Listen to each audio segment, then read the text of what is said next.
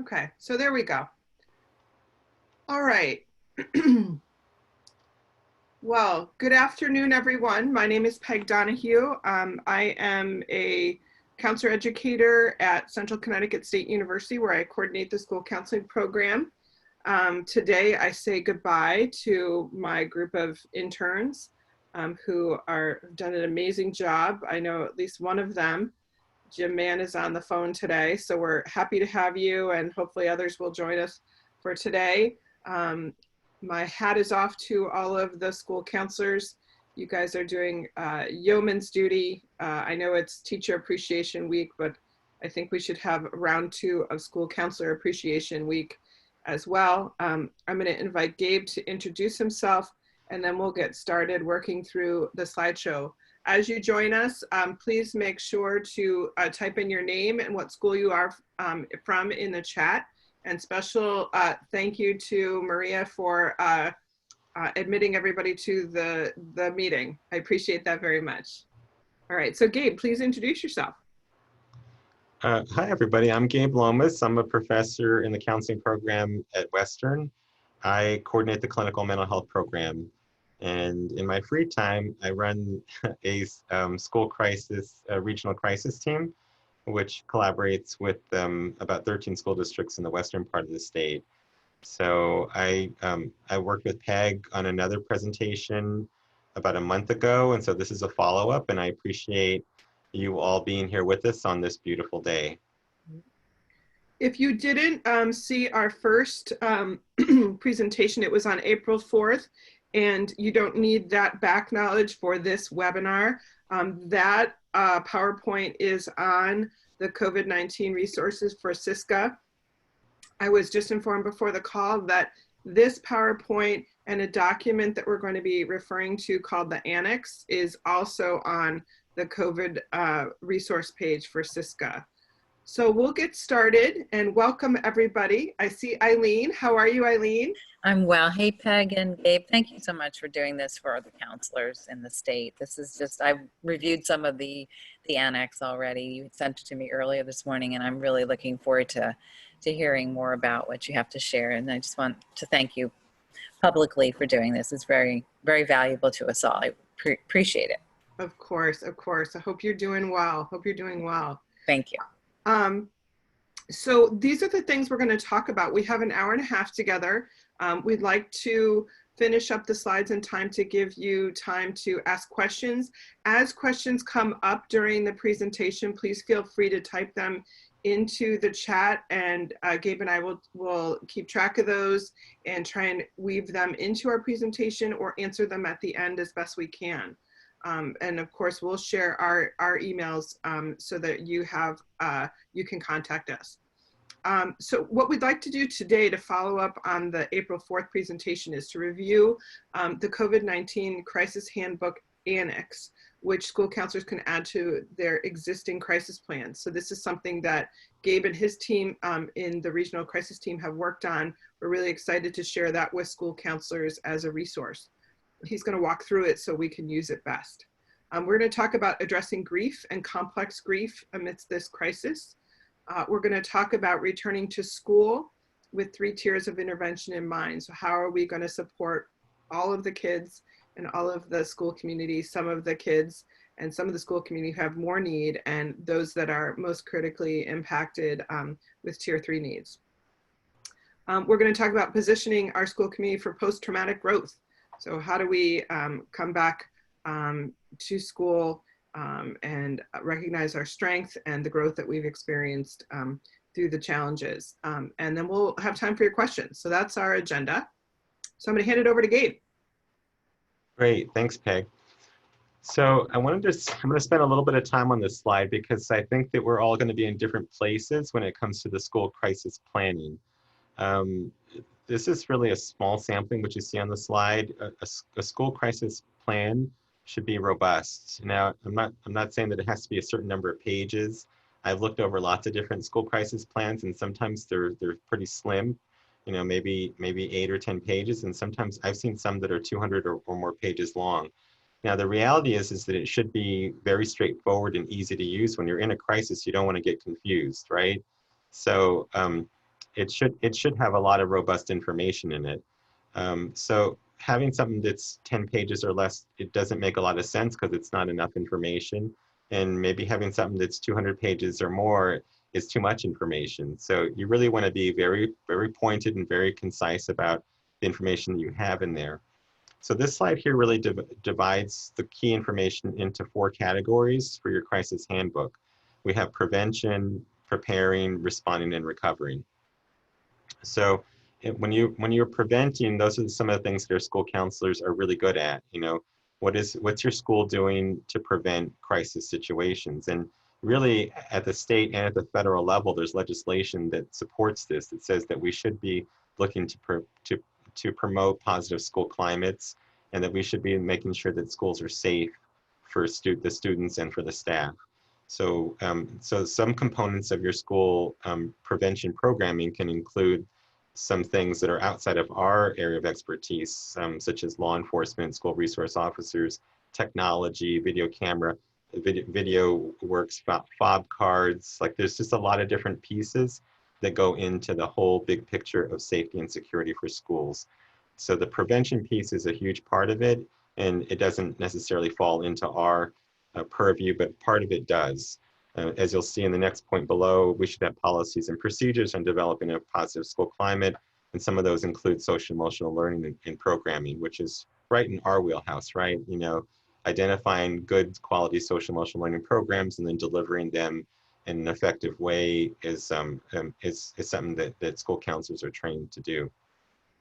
And finally, you know, Connecticut has very specific suicide prevention programming, and as we should. So we should be, and we have some supports from the state too for suicide prevention. So that should be a key part of your handbook, is how to prevent crises from occurring. And then at the next key area in the handbook would be preparation. So, and that's where we get into like the development of a plan, like what are we going to do in different situations? And so, and who's going to be involved and how will that work? Now, when we think of a plan, I always think of the incident command framework. So FEMA publishes an incident command system it's available for free, and you could take it while you're home during COVID because it's online at the FEMA website. It's the ICS 100 is the basic the training for the incident command system, and they have an ICS 100S for school personnel. So it'll give you a good understanding of how you determine who's in charge and what they should be doing in a crisis situation. So that's another key point of preparation. Training the school teams and the district teams. So every school district should have a district-wide team, and each school building should have a campus team as well. And then some other key points in preparation, you know, are like transportation. You know, who's going to determine what routes are best to take, and how will we mobilize children? You know, in some situations, you might need to move kids quickly. So do you have alternative busing arrangements? Or you may have to actually leave on foot, you know, if there's people who, if you can't mobilize buses quickly, or if roads are blocked. What do you have MOUs with nearby organizations to move children very quickly from your school that might be under threat to a safe area around you? And then communication. Communication's key because it's going to happen with or without you. You know, as soon as a crisis occurs, the students are going to pull out their technology and they're going to start informing their friends and family members that there's a crisis at your school. And so we need to be ahead of the game by trying to manage communications. And I'll talk more about that later in the slides. So those are the first 2 areas, prevention and preparation. And then of course, the one that we think about the most is response. You know, how do we handle a response? That should be another key piece of your handbook. And so it should be divided up into like acute response, things that happen quickly, or things that are more long-term. Now, clearly, this situation with COVID right now is more of a long-term response. And we're going to have the consequences coming at us probably for months, if not years, you know, down the road. So thinking about how do we deal with the pandemic, the reunification, the post-traumatic stress, those are all some things we're going to touch on today. Also in responding is how do we identify victims, survivors, and the others who are affected. um, um, and then offering supports for those people. We want to make sure that we have a very clear way to identify who's the victim, who's a survivor, what supports can we have in place for them. And then the use of outside supports. My team has a relationship with an organization that promotes the use of comfort dogs. So like after a death, when we deploy a team, I contact an organization that has highly trained and insured comfort dogs that deploy with our team. Comfort dogs are amazing because sometimes kids don't want to talk, but they do want to grieve. And students will often congregate around the comfort dog, and they will grieve. Maybe they will cry, they will talk, they will share a little bit. But the comfort dog eventually becomes a tool, a bridge to the grief experience, and they're very powerful. So, but having protocols for how do we use them, what organizations do we allow in, things like that, that should be part of our response plan. And then mobile crisis as well. I'm a big fan of mobile crisis. I think that theoretically they're very well positioned to provide support to schools, and so that should be part of our plan. At what point do we call? Who makes the call? And how do we collaborate with mobile crisis? And then finally, recovery.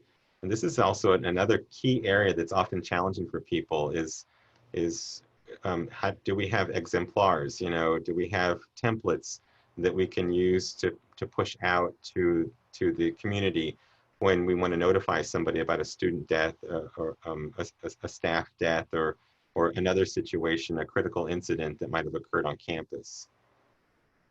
How do we handle traumatic stress and other chronic needs? After some crisis situations, there will be those affected that will be victims who will be experiencing traumatic stress. And do we have a framework for what services do we provide? A lot of schools really wrestle with this because there's guidance that says that you are not a clinic, you are a school first. But the reality is that we have to handle clinical situations at school. And so where do we draw the line and how do we provide those services? And then thinking about a framework for grief and loss, we'll talk about that today. And then remembering anniversaries of the event. Now, in this one, the situation is spread out over a long period of time. But for everybody who loses someone they love, they'll have that anniversary. In a traditional disaster, like a natural disaster or a bombing or something else, another tragedy like that, it'll have clear bookends where it started and it finished, and that will be the anniversary of the event. And so kind of being mindful about those situations for the next few years to come, that students might be triggered on those days and teachers as well.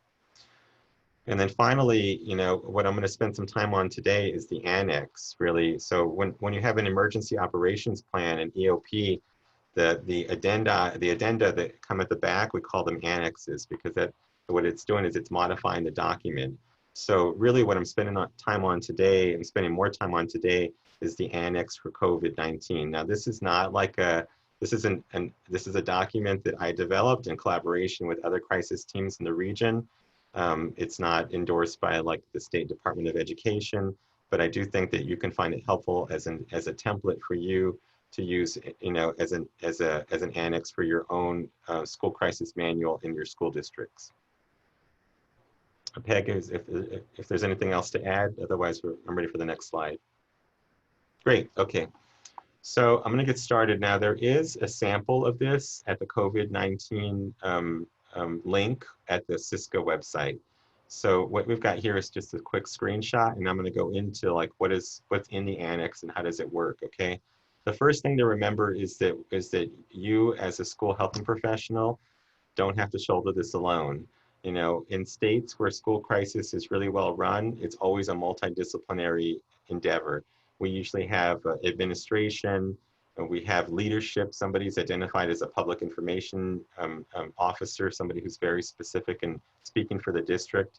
We'll have mental health supports, we'll have medical supports, and then we also have to think about other important personnel, like school resource officers, the custodial people who know buildings well. They know if the building's clean, if which spaces have been sanitized and are ready for use, and which spaces have not. You know, so having custodial people on the team are really helpful. So there's just a quick snapshot of what a multidisciplinary team should look like, is making sure that all of the key players who can support us in a crisis time are there at the table with us. Peg, thank you. Okay, so some specifics now. Getting to the annex portion for this document. So we activate our emergency plan in for this situation in one of 4 different scenarios. It could be activated in the death of a community member, the death of a parent, the death of a staff member, or the death of a student. Now, what's interesting is that when we did this presentation, the first part of it 4 weeks ago, I think I was kind of holding my breath waiting for students to pass away. And thankfully, we have not seen much of that. Perhaps there's people on the call who have had students that they've lost. And if that's the case, I'm sorry that you're going through that. But it seems like COVID is really affecting the immunocompromised and people who are mostly adults and who are older. And so that would kind of push us away from students and more onto the potential of the death of a staff member or maybe a community member. And certainly there are kids who have lost parents as well. Now, we want to kind of keep in the same framework that if a student lost a parent, there might be things we would do to support that student.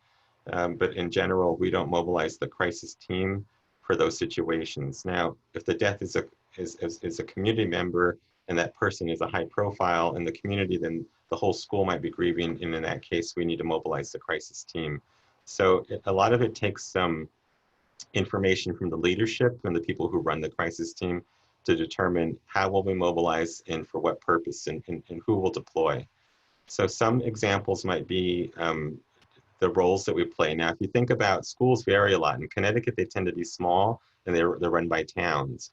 I grew up in Texas and schools tend to be very large and a school district is usually multiple towns geographically. So it's not uncommon for schools in Texas to have 50,000 kids in them, in a district, In Connecticut, it's unusual for schools to be that large.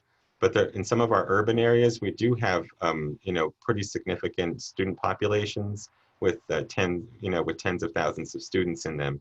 And so in those situations, we may have different roles that people will play when it comes to responding. So think about the ones that I'm showing you here on this slide. We have an incident commander, a public information officer, a liaison officer, a planning leader, a mental health leader, a communications leader, a logistics and facilities leader, and a medical leader. Now, these are most of the roles that would be activated in a COVID-19, like a death in a situation. But if your district is small, this may not make sense to you. What you might end up doing in reality is combining some of these roles. So like your superintendent may decide that he or she will be the incident commander and the planning leader, and then maybe your lead people services director might be the mental health leader and the communications. And so you may end up having people take on 2 or 3 hats, depending on the size of your district.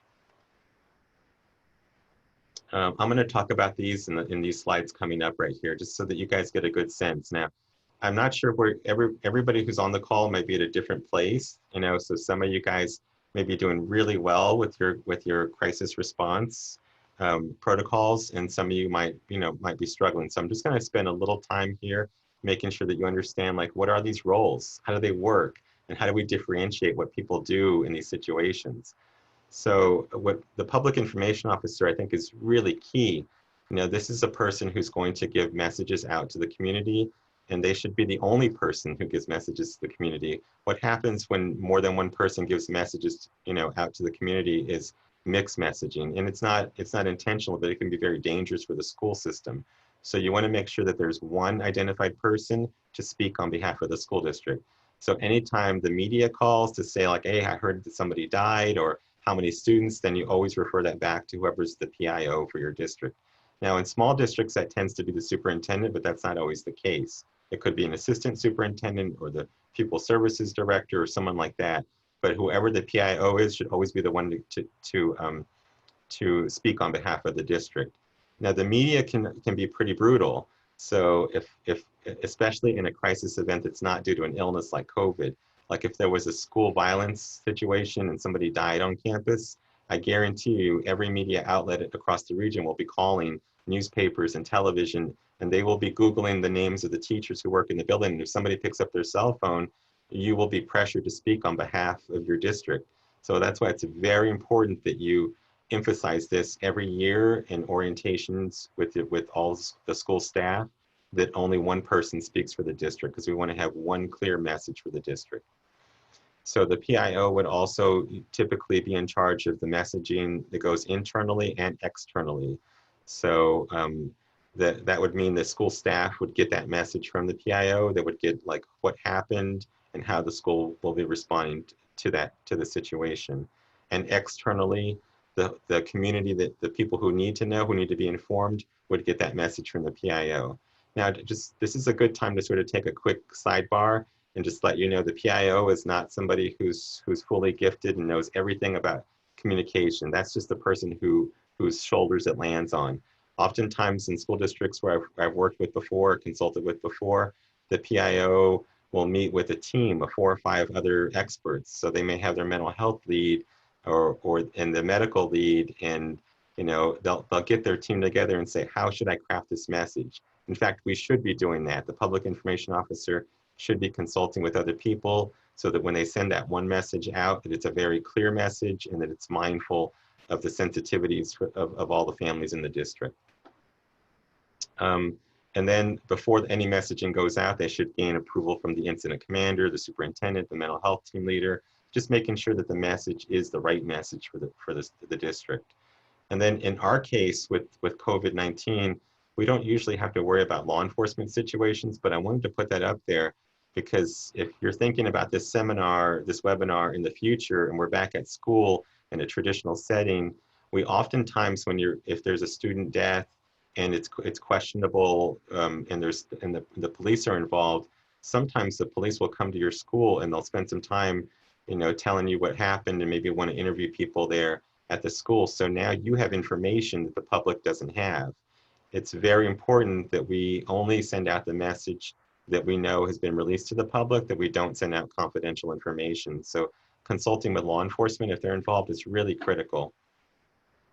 Also there you see pre-planning communications. As soon as you know that you're going to have to make a message, in the COVID era right now, where things are constantly evolving, but we kind of have a sense for what might happen next week or the week or 2 weeks from now. We don't have a sense for what's going to happen months from now, but we have time to plan for weeks ahead. So it's recommended that we pre-plan some communications. Like if you know you're going to have to make an announcement, go ahead and start writing that out now and saving that in your notebook so that you can craft it. You won't have to craft it all at one time when it's time to send the message out. Finally, one of the other things that happens a lot is misinformation. So it's hard to control that with students, but it's easier to handle with organizations like the media. So somebody should be monitoring media organizations and other outlets and making sure that they're putting out accurate information.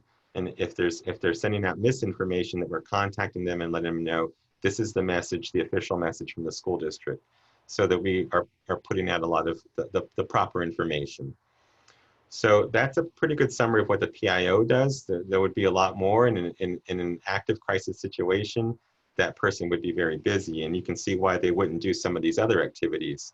So on the right hand of your screen, we've got the liaison officer, and this person is the one who serves as a liaison in between different key players. So that person would contact the administrative office and make sure that that messages are getting sent over to the PIO, and determine the needs for external contacts. So that the PIO is going to be a busy person. So if we're going to call mobile crisis in and give feedback to the mobile crisis clinicians, the liaison would do that.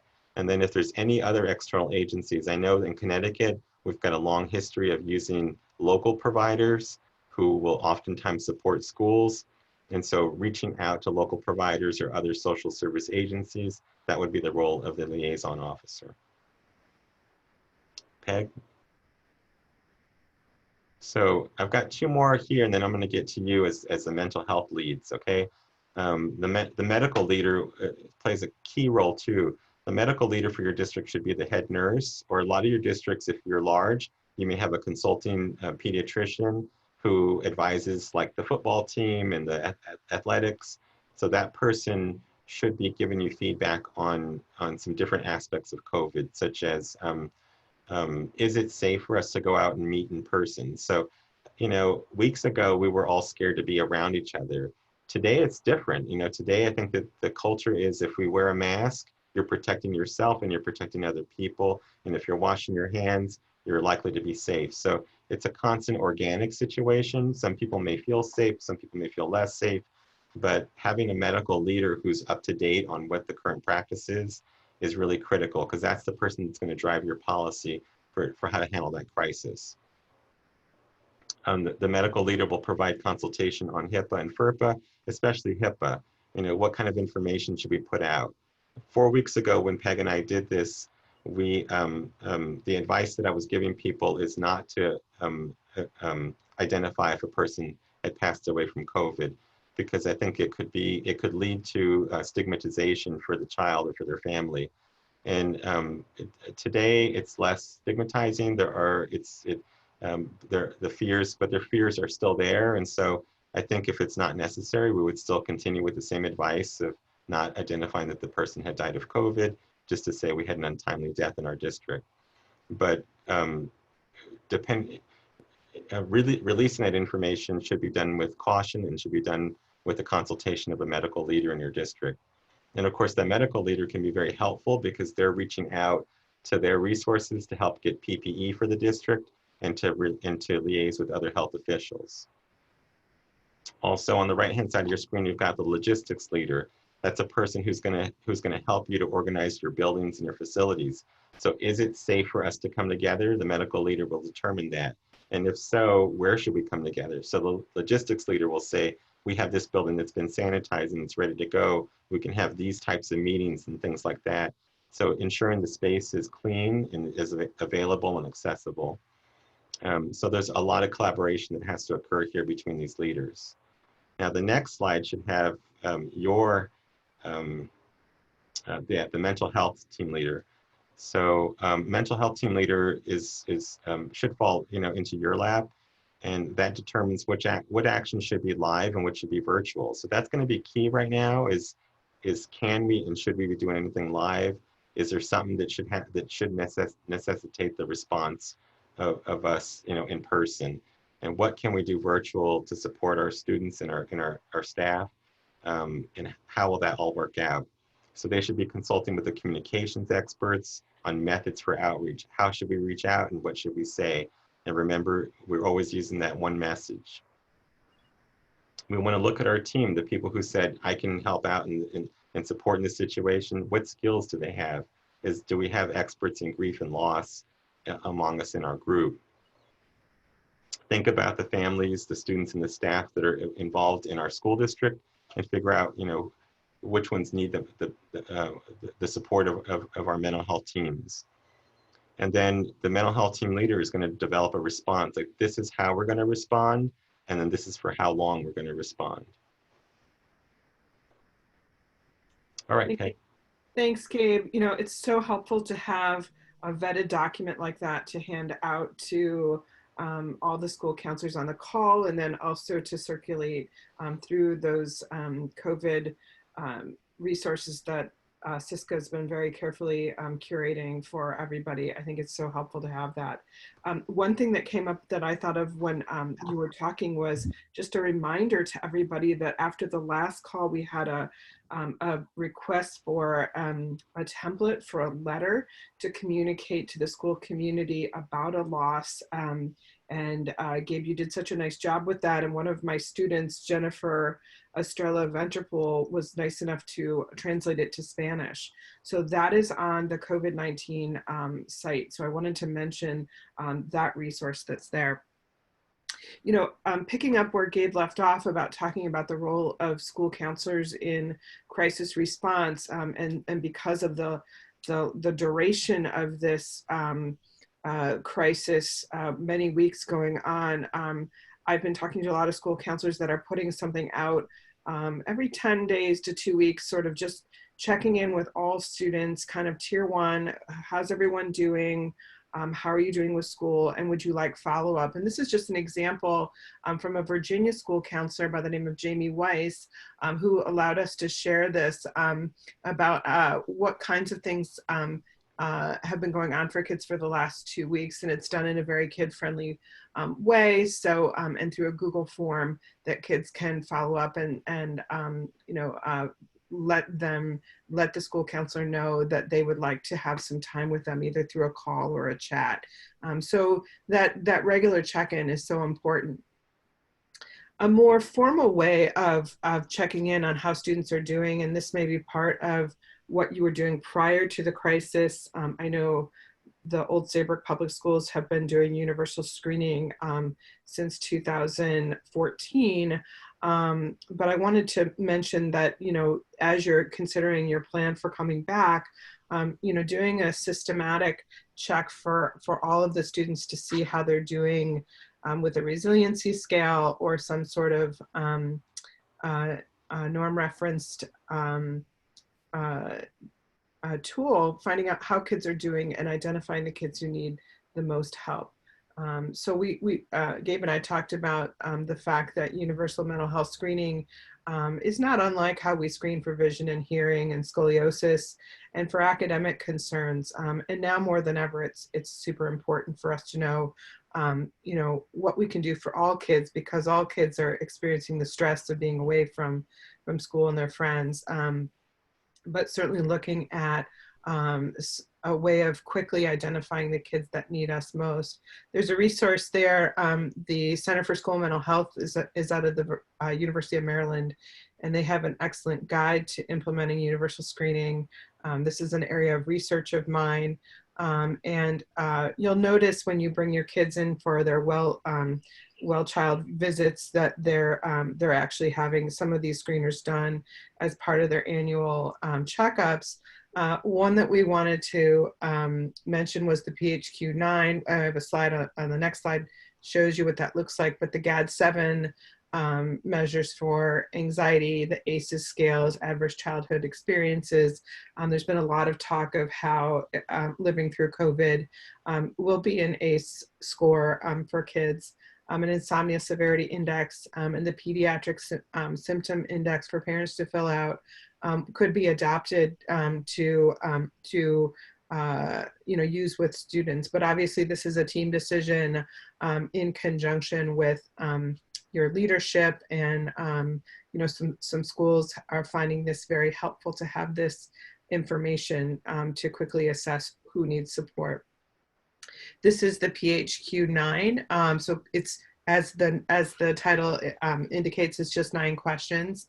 And you know, looking at the level of interest in doing things, feeling down or depressed, trouble falling asleep or staying asleep, appetite, and certainly thoughts about hurting oneself. I mean, obviously, when something like this is given out, you have to have immediate response.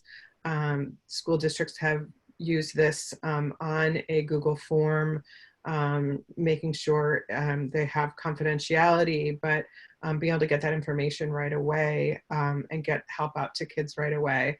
If you have questions about doing this, you're interested in finding out more, you can email me about the universal screening process. But as we're talking about crisis response and mental health work, you know, kind of the how-tos and practical ideas about how do we find out who needs us and get the intervention to them and the support right away. We wanted to give you some practical ideas. So, you know, like lots of things you're doing, you know, what you've been doing when we were in regular session of school, keep doing those things. I know a lot of you are convening lunchtime chats. You've kept your group counseling going. So important to have an avenue, a very clear avenue that you remind kids of often to report their concerns about their peers. Just like when school is in session, we're going to hear from kids about other kids more readily than we hear from the ones in crisis themselves. So I was talking with my 2 teenagers and I said, how do you know when one of your friends is having a hard time? and they won't respond to a Snapchat, or they'll put up something on their Instagram like, don't hit me up, which means don't bother me right now, and they want to isolate further. So any of those kinds of things, we want to just make sure that in age appropriate ways, we're sending the message out, hey, if you're worried about a friend, please let your school counselor know. And those regular check-ins using a form like the one that I showed you, or in any manner that you're doing it. And I just want to re-emphasize the point that Gabe made about mobile crisis. They're there to help support us in this time, and they have their ways of reaching out. Likewise, we've all been talking about the concern about kids who are sheltering in place in an unsafe environment. We have had in Connecticut a reduction in child abuse reporting. That doesn't necessarily mean there's been a reduction in child abuse. In fact, I think a lot of us are concerned there's been an uptick in it with people sheltering in place, the amount of stress on families, financial and otherwise. And so we just, underscoring the fact that we're still mandated reporters. You may have been on a call where you have concerns about what you were hearing in the background. If we have concerns, we need to keep calling. And it's a good thing to remind our teachers of that as well, if they're having synchronous conversations with the students. I think it's interesting to think about a month ago, all of the webinars were really focused on telehealth counseling and getting up and running and how to get informed consent and how to do this well. I'm so impressed by all the work that's happened and what I'm hearing about. And so a month, 4 weeks into it, people have become very proficient in telehealth. And the most important thing is to build connections with kids, make it engaging. That's why I have a picture of a school counselor using a puppet to engage through telehealth with the younger kids. Being realistic and knowing the limitations of what you can and cannot do. It's a second best to being in the presence of kids, for sure. We know that it's important for us to be reaching out in the manners that our districts are making it possible for us to do so, and with the frequency that our students need. Gabe and I were talking as we were preparing about how important it is to collect data about the kinds of concerns that kids are reaching out with and the frequency of those concerns for individual students. If you're seeing a trend amongst your 8th graders that you're seeing, a high level of anxiety around school or around family issues, just so important to have that data that will help you with your planning for returning to school. So I'm interested to hear how your experiences are going with telehealth. So I'll hand this over to Gabe. Thanks. I wanted, before I move on to this one, I'm going to go back real quick, see if I can control this. Oh, I can't. I thought I could. Which one do you want to go back to? No, just that one, right, the one right before, the one that you were just, one more. There you go. I was talking to a friend of mine. I mean, this is what I eat, live, and breathe all the time. So I was talking to a good friend of mine who is a full-time private therapist. She's a play therapist, and she was telling me about engaging and connecting with kids, and I was asking her for ideas on screen time, and she was telling me that one of the things that she did was playing with the camera, and she had the child zoomed in on her nose and sort of laughing, and so she zoomed in on his nose, and eventually it was a lot of game playing and laughing, and that was her very first session with the child. So the kid right away connected with her and had fun and started to enjoy the counseling experience. And so even though the screen can be a barrier, there's lots of material out there about creative ways to connect with kids. So I encourage you to be creative and to look for ways to engage kids in fun ways. I love that story, Gabe. Okay, so now I did talk about this last in our first presentation. I'm just going to quickly go over it again. So because there maybe have been some losses. We were still pretty early back then, 4 weeks ago, and a lot has happened in 4 weeks. So what we want to do is, if there is a loss in your school district, is inform everybody about the loss of a school community member through your predetermined avenue. You may have an email or a text messaging system or maybe you have both in your district. It's likely you have both. So just follow your typical protocol and to inform the community members. Communication should follow your standard structure and be similar in length. So usually we give the name, the age, and the role of the person. If they were a teacher, a paraprofessional, a student, we usually give the date of the loss. So it's important to identify the student, so that, because what would happen is it will lead to confusion. If you say we lost a student, then everybody will be like, who did we lose? So it is important that you identify the name, as long as there's not a law enforcement reason to hold it back. And then also indicate where condolences can be posted online. Now, in our last presentation, we were talking about using virtual memorials and the importance of hosting them on a school secure site. Having virtual memorials on Facebook or the sites of funeral homes is not recommended, because there's the potential for bullying or negative messages to be posted. So it should be done internal to the school, and all messages should be vetted. And then if you choose to have a vigil once everybody is able to assemble again, information about that is really going to be helpful for people to plan for the future, because it helps to sort of bind anxiety. If they have a plan, if they know this is what the school's going to do, then it'll help them to feel less anxious. Let's see. Also, identify community members who are most immediately impacted by the loss and offer grief counseling via telephone or telehealth means. So who was impacted and how can we support them? And then also check in with those who've lost family members, friends, or coworkers. So the ripple effects, who was affected and how can we, support those kids? I mean, a lot of times kids have large friendship circles. And so a good way to do it, if you haven't done this before, is pulling up the class schedule for the student, and kind of following along their day-to-day routine and reaching out to those kids who were in class with them.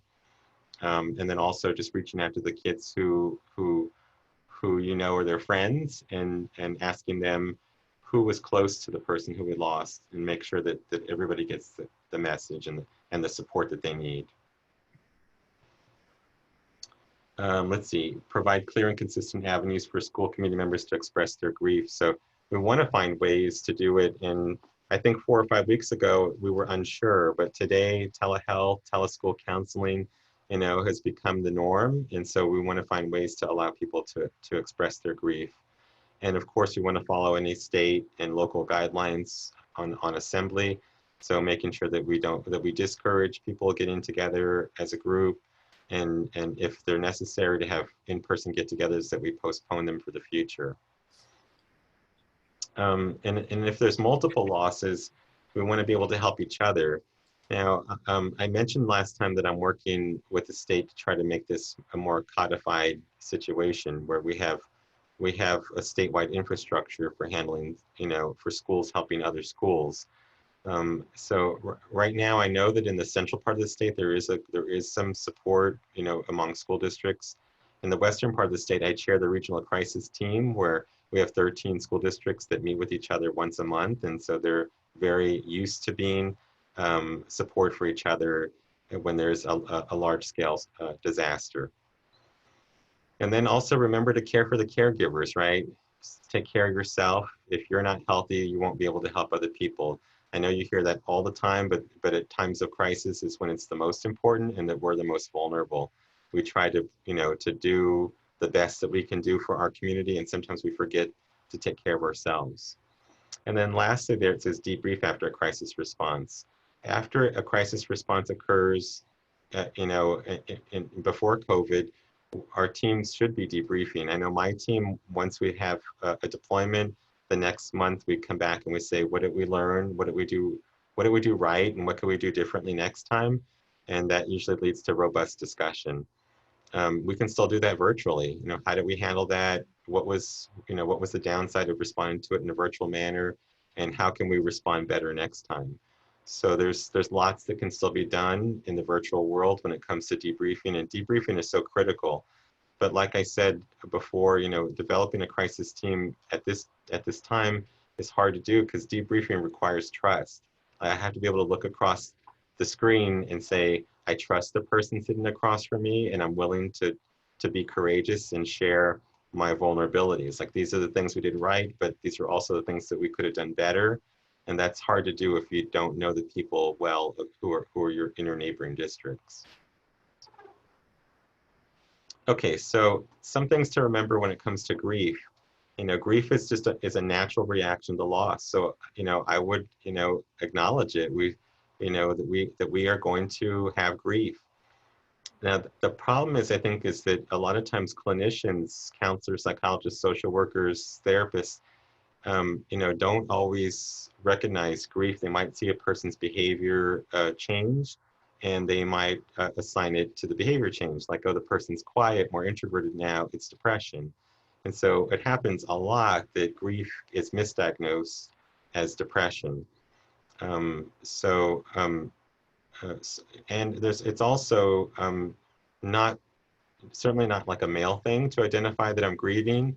Men want to look like they're strong, and so we oftentimes will see boys, I think, wanting to deny grief or to say, like, I'm tough, I can get through this. And what happens is we do have lots of smaller grief experiences. I think a lot of kids who are supposed to have milestones, like the prom and graduation, are grieving the loss of that milestone. Now, that's, for some kids, that's going to be a bigger loss than for other kids. But for all kids, really, that is a loss.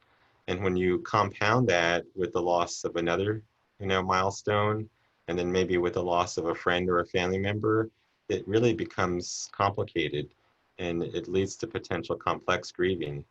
So what we want to do really is acknowledge that people are grieving, and and recognize that there are things we can do to support them. Also, at the same time, we want to recognize resiliency. Like, I think a lot of kids who have not been directly affected could really go back to their routine because of the natural human resiliency that we have. But you think about our populations. In the first seminar that Peg and I did, there was, I had a slide in there that focused on adaptive behavior. We all have adaptive skills. We have our cognition, our own disposition, our family members, our friends, our religious faith. And, there's a lot of different things that contribute to our adaptive skills. So if for a person who has great adaptive skills, they're probably going to handle grief better than those who don't. So on the right-hand slide, the graphic kind of talks about those who are at low risk, and those should be the majority of your kids, of your students, in your in your schools. But some of you guys who work at schools who have a high population of kids with disabilities or kids with emotional or behavioral disorders, the high risk is going to be your majority of your students. So you think about the population you work with, and you have to determine, like, what am I looking at when it comes to supporting students who are grieving. Peg, the next slide. So this one may look a little confusing for you, but if you think about the far left-hand side where it shows, I don't know if you can see my mouse, but right there where the line kind of starts on the left, it's the pre-disaster, situation. Now that usually kind of ebbs and flows, like sort of like a wave. I'm going to try to do it on my screen, but like an up and down. And so that's our sort of our homeostasis. It's pretty normal for us to sort of having periods of like pleasure, and then periods of sadness, and periods of pleasure, and periods of sadness. So that's homeostasis for us as the human experience. And then when we have a disaster that occurs, then we have the impact where it really hits us, and we have a downturn in our coping skills and our ability to handle the situation. Now, right now, what I feel like I'm seeing in our country, in our community, is really heroes being recognized. We're seeing parades for frontline workers, and people are recognizing teachers for going over and above, and they're recognizing nurses, who are really truly on the front line and who are being exposed to COVID, and sometimes being exposed and coming back to work. And they're also people who have survived COVID-19, and they're being released from the hospital to to rounds of applause and into warm welcomes back home. So I think that we're kind of in that period right now where we've got the heroic and the honeymoon time, where we're doing pretty well. Now, what could happen is we could sort of get back to normal and lose disillusionment, but it's very likely that we will have a period of time where we will have disillusionment, where people will get sick again, and we may have downturns. Certainly some students and some staff will have losses, and then there may be trigger events after those losses where somebody, maybe one of their good friends loses somebody, and they're like, oh my God, that just reminds me of my own loss, and then we have downturns. And so that whole period of time usually takes about a year if somebody's truly grieving. It's not really something that we can get through very quickly. And then we've got a recovery period where we start to develop a new beginning, where we have a reconstruction. And even recovery period is sometimes challenging. But what Peg's going to get to a little bit later, we'll talk about growth. And there are good examples of people who have been through a traumatic experience and who have recovered. And if you look at this graphic, you can see that reconstruction at the very end of it, on the far right of the screen, is actually a drop higher than where the person started at the very beginning of the screen at the far left. So people can come to better places and find more meaning in life and find meaning in the loss. It's like what people are saying now, there's silver linings to our situation. People can find those silver linings, and they can, and not just cope better, but also find new meaning too. Find new things they can do to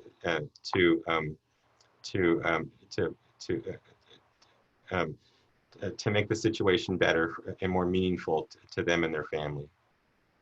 You know, Gabe, as you're saying that, I'm thinking about the slide we had last time, and crisis is opportunity, and hopefully the opportunity for school teams is to look at their crisis plan, make helpful additions to it, including something like the Annex, and that makes us better prepared for next time. Whether Sure. we bring on new members of our teams or our team stays static, the growth that we can have as a team to be better prepared to respond in the future.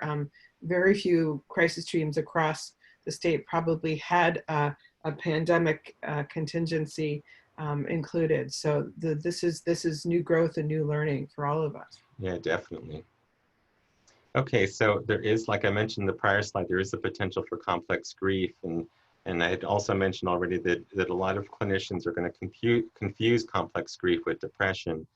And so, but what's important to recognize is there's a compounding effect here, that when somebody loses a milestone and they lose a family member, or they have other complicated situations occur, it begins to feel more painful, and sometimes people start to lose the motivation for living when it gets to be complicated like that.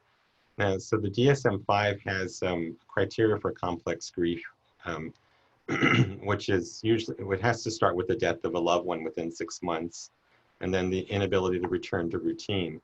So one of the things that I always point out for schools in a crisis situation is that most students and most staff should be returning to their routine fairly quickly. And what's important is that we recognize the crisis and that we give time for grief, and then we return back to our prior routine. Because what happens is, if we don't do that, is that people do end up stagnant, and they don't move towards a positive progression.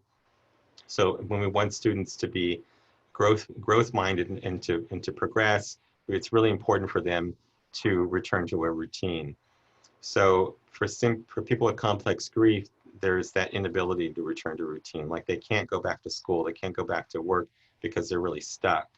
And then there's we all miss people who we lose, but there's an intensity to complex grief that they can't let go of, that they're always thinking about that. And they think life is meaningless now. Life it's unfair. And to me, those people they're at great risk for suicide. You know, when I'm teaching assessment, I'm talking about what are some things that put people at risk for suicide.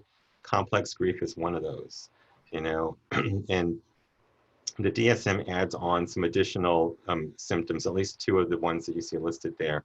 You know, feeling numb, feeling disbelief, the inability to accept the loss, to feel rumination, anger or bitterness about the death, and perhaps, you know, hearing or seeing the deceased. You know, sometimes people will say, "I saw the person," or "I heard their voice," and that, or maybe feels a physical pain, like the person, you know, died in this way, and I feel like I'm feeling the same pain of their death. So those are also symptoms of complex grief. And finally, you know, either avoiding reminders of it, like I'm not going to go near their house, or I'm going to stay away. I'm not going to go to their office, or maybe seeking reminders, the opposite, you know, like I'm going to go by their house and I'm going to go by their office because I want to be reminded of it. So just that polarization that I have to do it this way or that way, and the inflexibility is another sign of complex grief. Other things, you know, that lead to complex grief are violent death and you know, or sudden death. You know, violent deaths, especially those where the individual witnessed it. You know, this happens, you know, sometimes, especially like in highly urbanized areas where there's high poverty, and, you know, and there's people who will commit crimes out in public, and sometimes children witness those, and so they're witnessing violent death. That's really pretty high up there on the scale for potential trauma. And of course, a sudden death, you know, not expecting somebody to die. And that's happening a lot right now, you know, where people maybe have a sick relative who's gotten COVID, and they're apparently healthy. They're in their 40s or 50s with no health complications. They go to the hospital, and then 2 or 3 weeks later, they're deceased. So I think there's going to be, certainly that's something we should be prepared for, is potential complex grief when we return back to school. And then highlighted there are multiple losses at once. So, and like I mentioned before, multiple losses doesn't necessarily mean that they lost multiple people. Just having those losses of life milestones would be enough to sort of set the foundation, and then adding to it with the loss of a loved one can really be enough to push someone into complex grief. The death of a child, I mean, that's just not nature's progression, is for a parent to lose a child. So parents, you know, teachers, people who work in your building can be at risk of complex grief if they've lost a child.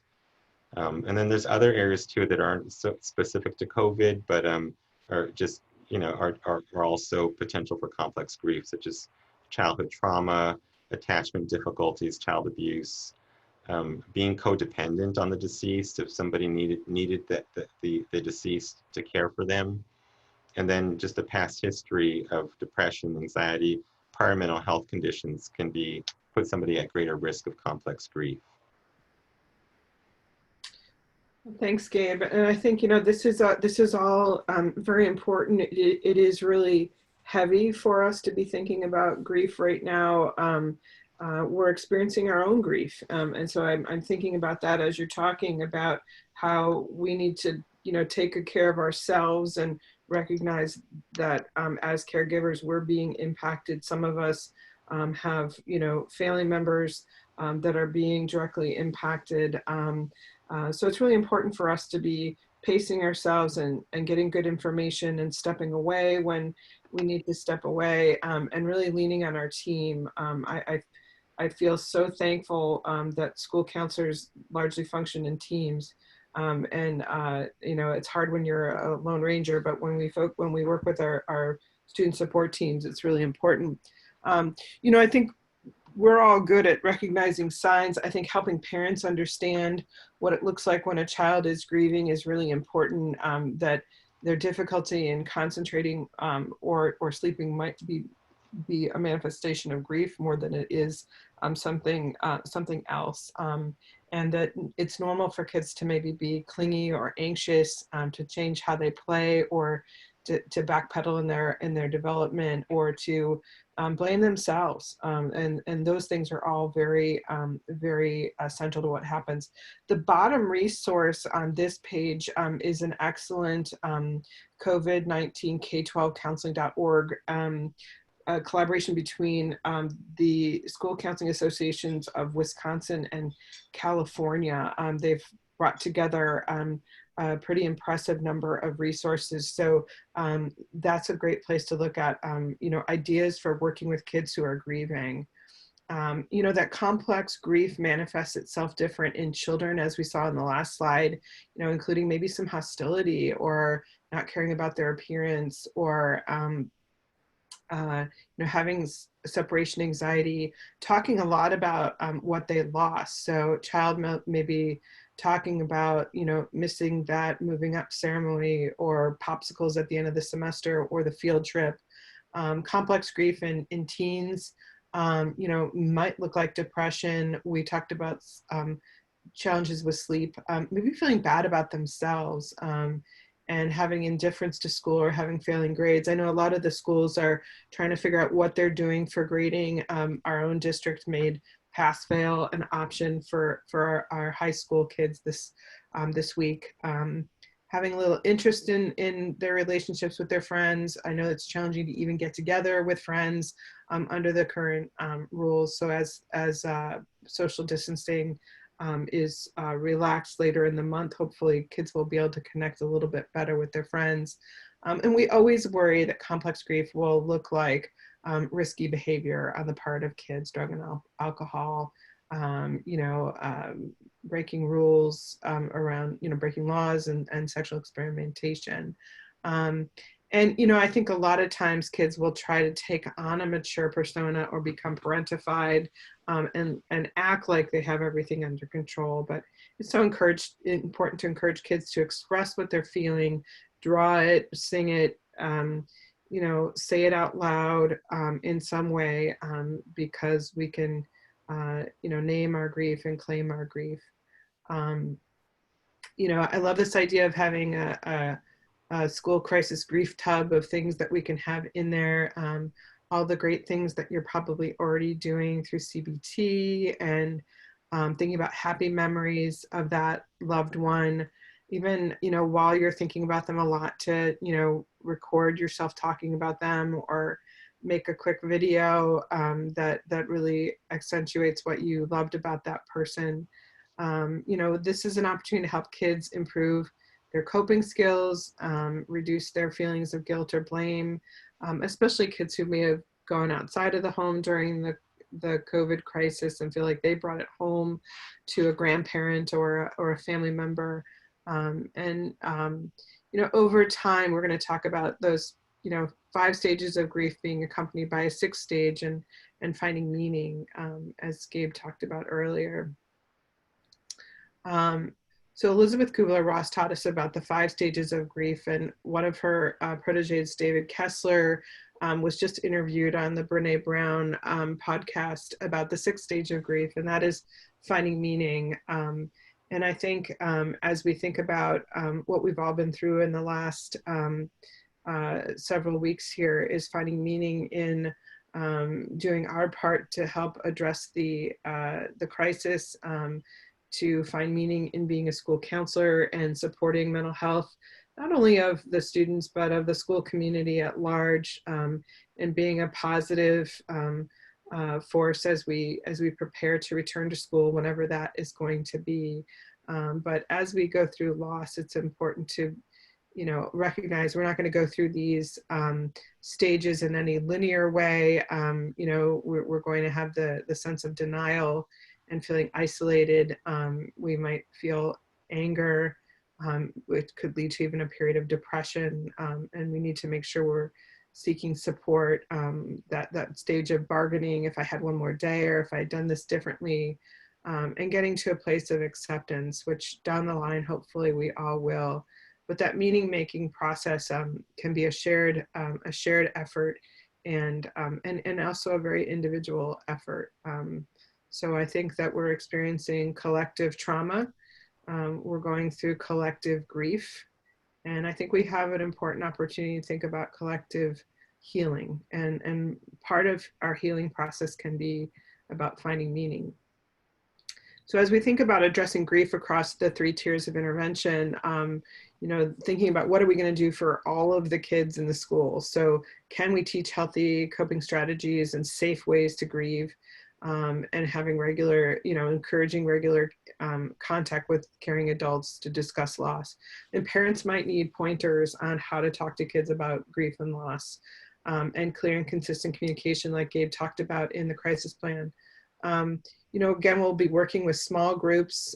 We might do some targeted psychoeducation about grief, a journaling group. It could be really helpful, and certainly regular support to kids most impacted. And when we think about kids with tier 3 needs, that one-on-one counseling, you know, getting support to the family in the immediate aftermath and then following up. So we'll be working closely with parents and communicating with them more as we move up the tiers, and then collaborating with our outside agencies within our school site to solve those problems and help address how do we start the grieving process even when we're in a virtual situation. This is something that was shared by George Sugai, who started PBIS with Rob Horner, and he did a presentation on April 22nd called MTSS Fest, and there's a link to the webinar. It's about an hour, but it was excellent. And he was talking about what should we be keeping in mind as we're returning to school, and what are we going to do for everyone, for some of the kids and a few of the kids, but also thinking about what are we doing for students, families, and educators. So what are we doing in the now? How are we supporting people as we're actually moving through the crisis and making sense of things? What are we going to do 1 month before we start school? So what kinds of things are we looking at doing and putting in place as far as giving educators breaks, giving them information about identifying concerns for schools? What are we doing for students? What are we going to do that week before we start off school? You know, again, I mentioned recently, I was talking with 2 friends who are teachers, and their need to have closure with their class from this year, whether we go back to school or not, is so important before they can psychologically enter relationship with their new group of students. So the week before, can we facilitate, you know, picnics or small gatherings, a way for kids and teachers to reunite and process and be in one another's presence. And then that first week of school, how are we going to honor what we've been through and address potential losses that we've had? And during that whole first semester, especially if we have a resurgence of COVID and we have to go into crisis mode again, you know, this is not a short-term crisis, and we need to be very intentional in how we plan. And I see school counselors as, you know, you really know the culture of your school, you know the families, you know your educators very well, and you stand in a very important position to help do this planning, at least get some ideas out there in each one of these areas. So I welcome you sharing this, and I know George Sugai was really hopeful that people would take this and share it. So again, returning to school is, you know, the crisis team can be looking at how we're working together, having closure, acknowledging those losses, positioning ourselves for post-traumatic growth, which we'll talk about in a minute, and being really intentional about along the 3 tiers. And addressing everyone's needs. If we leave out the needs of our families, if we don't attend to the needs of our teachers, doesn't matter what we do for the students, we will be missing important components. So I love this little mental health check-in, having people just, you know, send a different color heart to let you know. And I also love this quote that the school is not closed for the year, the building is. So we are the school, we are the school communities, the teachers, the school counselors, the students, everyone who makes the school run is the school community. So we have to address everybody's needs. And I'll hand this over to Gabe. Thanks. One of the things that Peg said a while ago that I really want to emphasize and expand a little more is the use of play in counseling for children. I mean, sometimes, you know, kids need to have like a psychological safety, And it's not safe for a young child to talk about something that scares them or threatens them. And so most of the time, young children really don't want to have a talk therapy or talk counseling experience. And so allowing them to play out what's going on in their life is going to bring whatever is causing them stress and anxiety to the surface naturally.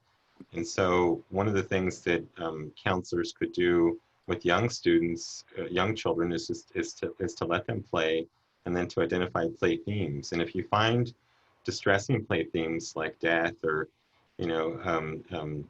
COVID type themes, or then I think that there's nothing wrong with that, as long as the child's not in distress and that you're communicating with the parent. And then when the child gets older, then they're more likely to take to have more courage and have the ability developmentally to talk about what's going on with them, directly.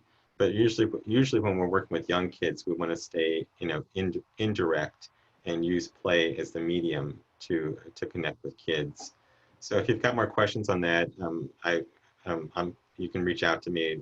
I'm a registered play therapist, and we run the training on that here at Western quite a bit.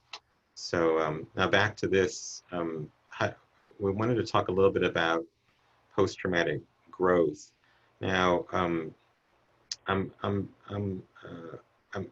because of the work I do, I am connected to a lot of people who have gone through some traumatic experiences, and I stay in touch with them. And one of the things, everybody sort of grieves, differently. And a crisis occurs, you lose someone you love, and it's very painful. And some people would prefer to kind of put that away and not talk about it and not worry about it. Other people really want to take it head on. And you've seen that maybe in situations that are high profile, like the shootings in Parkland. Some of those people have become advocates. The situations that occurred here in 1214 in Connecticut, a lot of those people have become advocates, for whatever cause they feel like would be a good memory of their child.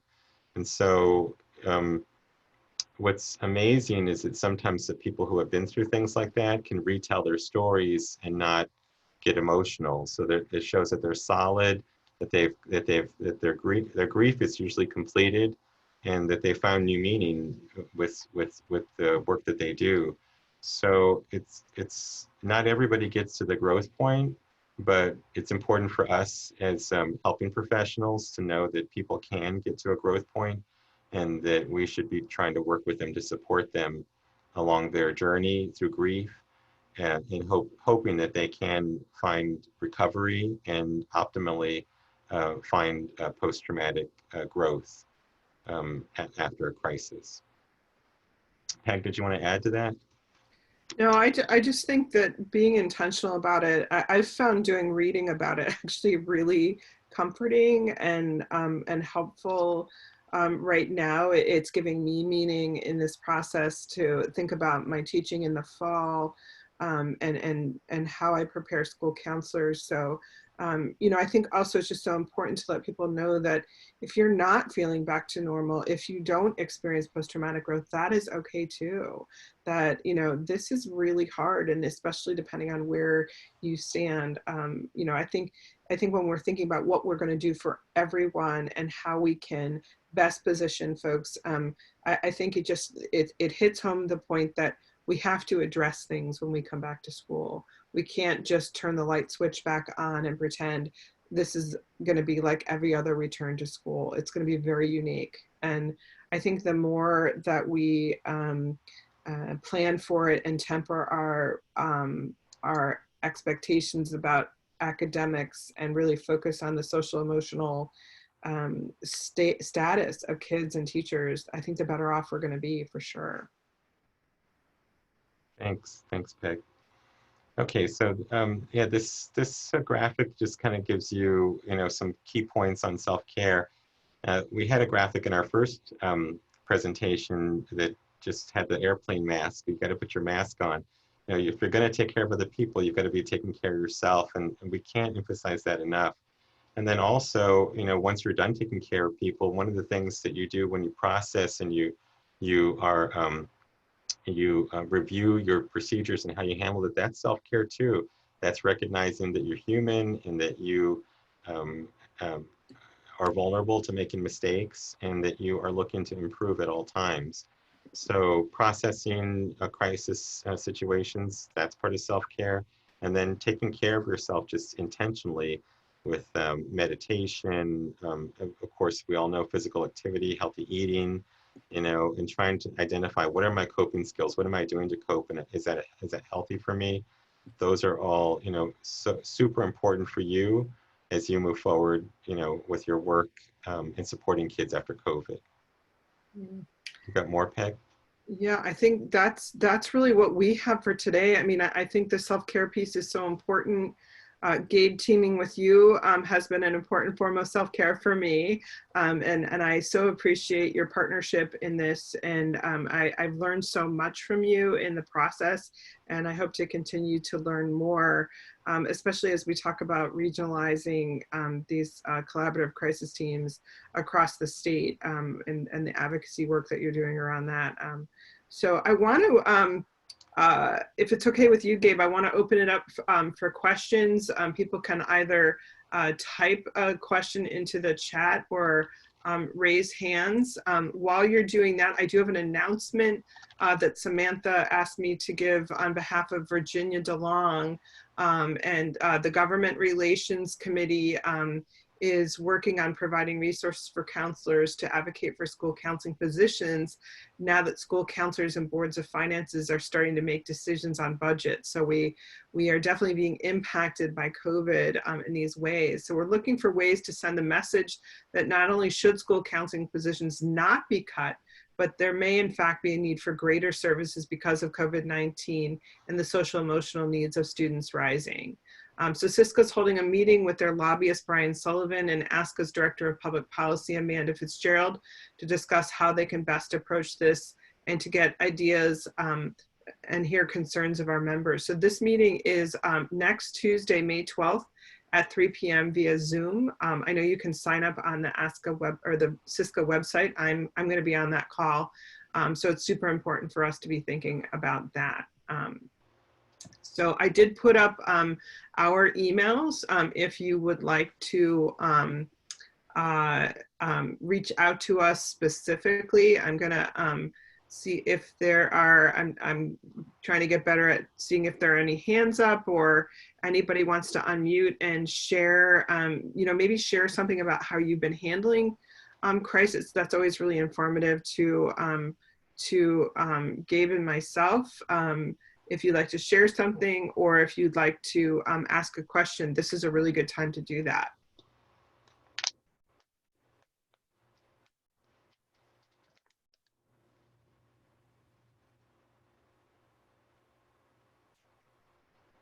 So Gabe, have you been in contact with districts about the types of concerns that that teams are looking at? Anything that you've gleaned from those conversations that would be helpful here? I have been I'm always in regular contact with districts, but the districts have been fairly quiet here lately. I've not had a lot of chatter from superintendents and school helping professionals. I think that people are sort of waiting and discovering, and you know, as we move forward. I was very excited to hear that people are still connecting with kids, and they found ways using and you know getting consent and opting in to continue those connections with kids, which we talked about last time in our first webinar. Mm-hmm. But I have not gotten any contacts from superintendents on handling student deaths. So I'm sort of under the impression that that's not a major concern right now. Well, we had, this is Sharon Buchheim from Housatonic Valley Regional High School in the way northwest corner of the state. And we had a student death April 2nd due to a car accident. Thank you. Did it really, well. So we had to learn how to do the virtual crisis counseling. Unfortunately, we followed a lot of the steps that you had on there with convening the virtual crisis team, identifying students at risk and families. But one thing that the family put together that I thought was a really powerful way in a time where you can't have funerals or services or large gatherings was the family, and I don't know, this one strong mama, sat out front in town of a town hall, and they did a car parade where people passed and just waved to acknowledge the grief of the family. And there were 325 cars in our tiny, tiny little town to do. And that wasn't something the school helped facilitate it, but the family had put that together because that, the mom said especially, she felt bad that the kids couldn't go through the normal grieving process of gathering together themselves, etc. So it's just and came up with the idea, and then the town and the school jumped on it to help make all of the arrangements and make it happen. But it was a really powerful way for the students, and I think the family too, to get a little bit of closure in a time where that normal gathering process where we all get together, share, and comfort wasn't able to happen. So I just put that out there as the parent came up with the idea. Our counseling department did not. So I give all credit to that very strong mom. But it is an idea if you do run into something like that. And it is incredibly difficult to keep tabs on the kids that are being impacted by this. As you know, the process is a long one. And this is a strange time. So we've just been, you know, checking in as we can with all those families and the students we know were impacted.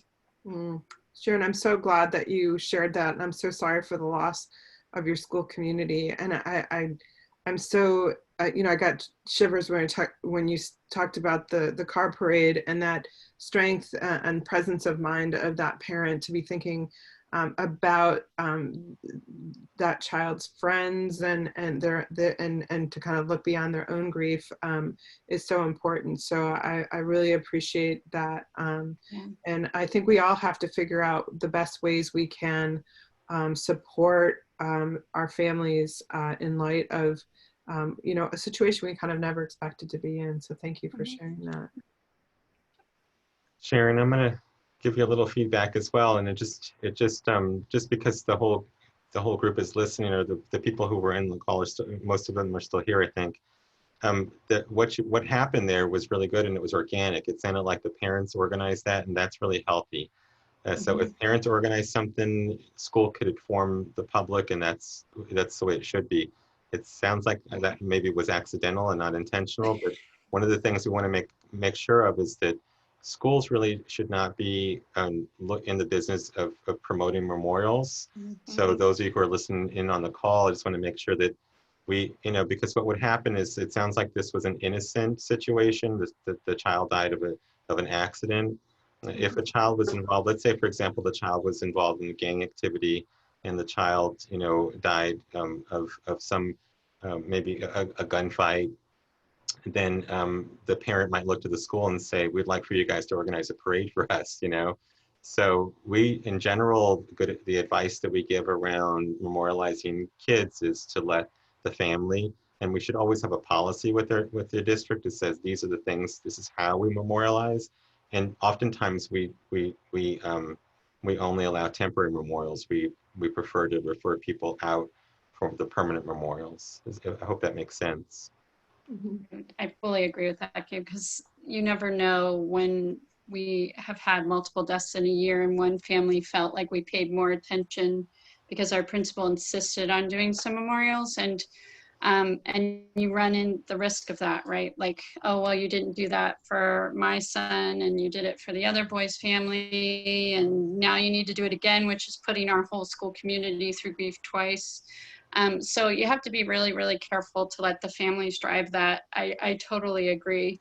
And not become the business of, we have to be the organizer of that. And it's hard to do because we all want action, right? We want to do something where we feel like we're in action, but I think that has to really be driven by the family. But I just thought this mom, I don't know that I could have been so strong, was so amazingly resilient to be thinking about others. And they did also donate his organs. So that was another, he was an organ donor. So that was another thing that she very much put up and published and made sure and said, here's another action item you can do, become an organ donor. So there was a lot of positive that came out of a very negative situation. And there were our students in the car with him.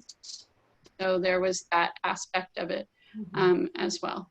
So, and thank you guys very much for this, because I'm going to take all of it back to my, we need to very much update our crisis plan. Well, I mean, this is really good. I mean, really, I was thinking what you just gave us was really helpful for anybody who's still listening, because what we should be doing is, if you've got downtime, is updating your policy on memorials, you know, adopting the annex document that we put up there, and, you know, making sure that it fits your district, you know. But I think policy on memorials is something that's so important for your district, and so many districts don't have them. So, and one of the things that you can do is nobody likes to hear no. You know, and whether you're, especially kids, right? But even as adults, we have a hard time hearing no.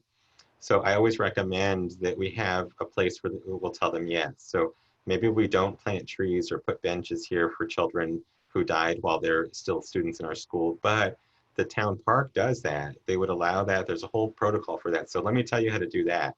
Now, anybody who's heard me talk knows that I say that all the time, but I think it's just so important, and it's worth saying again, is trying to find the yeses for people too, you know. So I think that if you're listening to this webinar right now and you are not so sure about a policy, that's another important key too, is have a policy for memorials, and then find a way that people can, you know, memorialize their loved ones in a way that they want to, without having to break the policy of the district. It's so hard to tell people we don't do that if you don't have a policy. And if you say, oh, here's our policy, then it's very clear that you're just following policy and it's not personal. Yeah. Well, I'm conscious that it's 2 o'clock. You are all such busy people. We're so thankful for the work you're doing on behalf of students and families and your whole school community. Again, it is Teacher Appreciation Week, but we are appreciating all of our school counselors. This will be up on the COVID-19 SISCA web resource area, and we're so thankful to SISCA for creating these opportunities for school counselors. And if you want to reach out to Gabe or myself, our emails are in the chat, and we're happy to assist your district or sit on a call, do some brainstorming with both of you. So thank you so much, and we wish you well, and we will be anxious to hear how things go for your district moving forward. And if we can come back and talk about returning to school once we know when that is, you know, whatever we can do to help, Gabe and I are at the ready. All right, so take care and be well, everyone.